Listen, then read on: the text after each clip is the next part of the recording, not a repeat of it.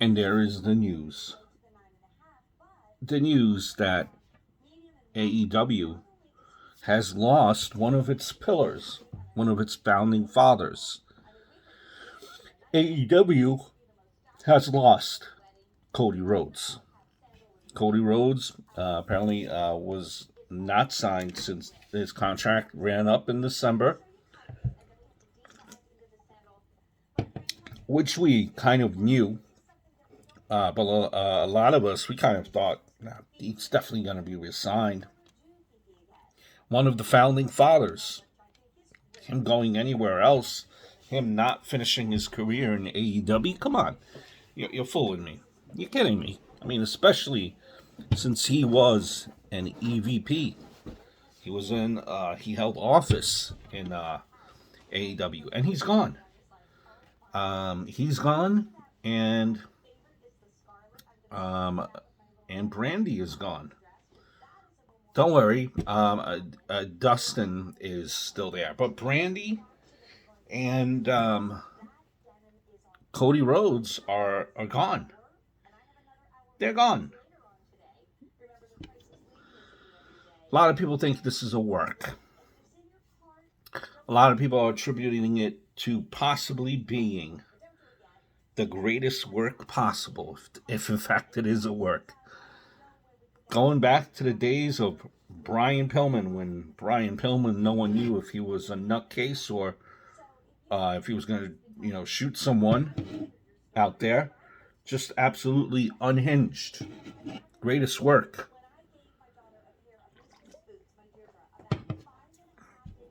Well, was it? Any which way. A lot of people thinking this is a work. And this is a way for Cody Rhodes to infiltrate, come back, in a sense where he's now no longer EVP, comes in with a group to invade, take over AEW, and he gets his title shot now. Could be one of the things. One giant storyline. The fans have finally forced him to turn heel. He wasn't going to do that. He's not going to do that, he said.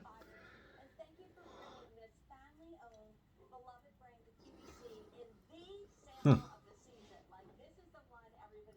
Or is it possibly that maybe Cody Rhodes came into AEW and one of his big things was having a say, having creative control, having the buck like his father had, building that legacy, building his name and his name recognition, which you gotta admit he has definitely elevated. But that's something that he wanted to do in AEW, and from every indications, he was doing that, having the book and having a say in his matches and other matches and creative. And apparently now that has all been taken over by Tony Khan, is what we're hearing, or at the very least, anyone but Cody Rhodes. Kind of sensed them. You kind of sense that there was some type of friction, some type of tension, where you really never even seen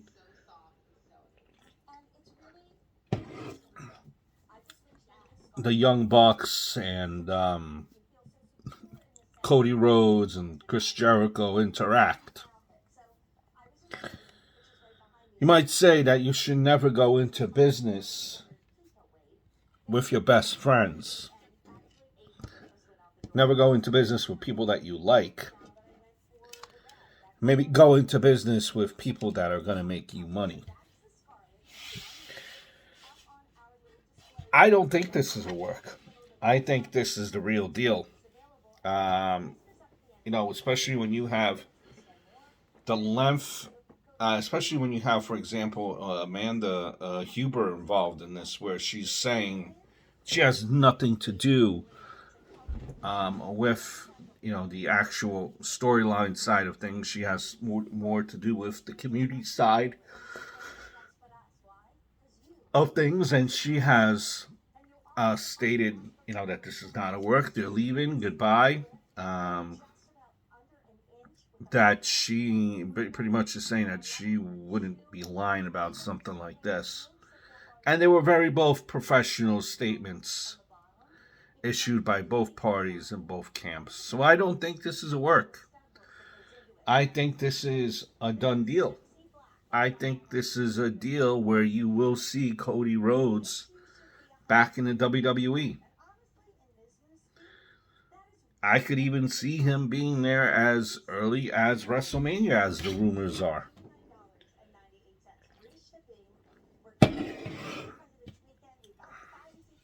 Why would he go back? You might be questioning yourself. Why would he go back after everything that he did to kind of try to put down, the machine? Well, listen. At the end of the day, it's a business, and if you could generate money for someone, all is forgiven.